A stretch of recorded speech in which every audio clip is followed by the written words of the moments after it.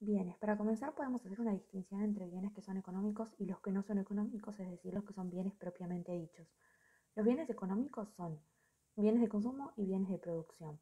Los bienes de consumo, las familias tienen que decidir cómo van a distribuir sus ingresos familiares entre los distintos bienes y servicios que se les ofrecen para satisfacer sus necesidades y lo hacen de acuerdo con sus propias preferencias y los precios para hacer la elección más apropiada.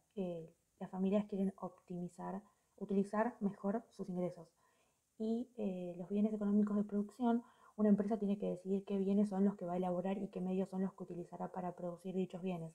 Por ejemplo, qué modelo lanzará al mercado, qué tecnología utilizará y cuánta mano de obra. Lo que quieren hacer del lado de la producción es tener la máxima rentabilidad posible dentro de su negocio. Los bienes de consumo y de producción son de uso único, es decir, que se extinguen al momento de satisfacer las necesidades, como pueden ser los alimentos, o de uso durable, que tienen un periodo de vida útil, como por ejemplo los muebles o la vestimenta. Clasificación de necesidades. Las necesidades humanas son sensaciones de carencia de algo unida al deseo de satisfacerla. Los distintos tipos de necesidades se dividen. Según de quién surgen, tenemos las necesidades del individuo, que son naturales como comer, o son sociales, como las que tienen por vivir en sociedad, por ejemplo, asistir a una boda o festejar un cumpleaños. Y las necesidades de la sociedad son colectivas, cuando parten del individuo y pasan a ser de la sociedad, como por ejemplo el transporte, o son públicas, cuando surgen de la misma sociedad, como por ejemplo la necesidad de un orden público. Después tenemos las necesidades según su naturaleza, que tenemos las necesidades primarias. De ellas depende la conservación de la vida, por ejemplo, los alimentos, en muchos clientes y poca rentabilidad y poca responsabilidad. El productor busca minimizar sus costos.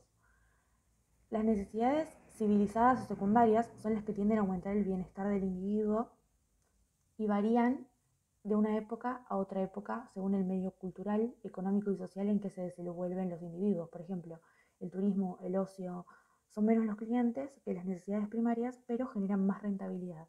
Y por último, las necesidades terciarias son las más lujosas, como por ejemplo un auto de alta gama, un yate. Tiene menos clientes que las primarias y las secundarias, pero la rentabilidad es mucho más alta porque ya no es la misma la gente que tiene acceso a las necesidades terciarias que a las primarias, que todo el mundo tiene que satisfacerlas. Un bien es todo aquello que satisface directa o indirectamente los deseos y las necesidades de los seres humanos.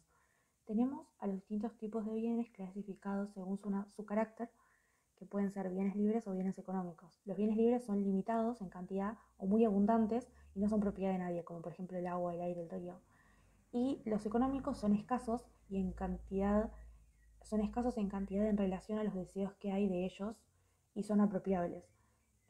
De su estudio se ocupa la economía, como por ejemplo el petróleo, el celular, el agua mineral. Después tenemos los tipos de bienes según su naturaleza, que están los bienes de capital, que no atienden las necesidades humanas, como por ejemplo una máquina de producción o una materia prima, sería como el medio para crear la producción. Y el otro es, según su naturaleza, es de consumo, que directamente se destinan a la satisfacción de las necesidades.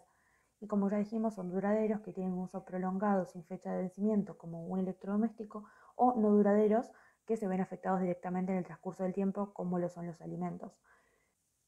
En tipos de bienes según su función tenemos bienes intermedios y bienes finales. Los bienes intermedios deben sufrir transformaciones antes de convertirse en bienes de consumo de capital, como por ejemplo la maquinaria o la madera, y el bien final ya ha sufrido todas las transformaciones necesarias para su uso y para su consumo, entonces ya es el producto terminado. Intermedio sería madera, final sería una silla. Esto es lo mismo que está en el cuadro.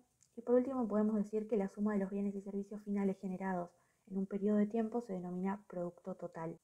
Por último, cuando el trabajador no está destinado a la creación de bienes, se canaliza a la producción de servicios. Por ejemplo, un agente de ventas, un profesor o un artista también se destinan directa o indirectamente a la satisfacción de las necesidades humanas.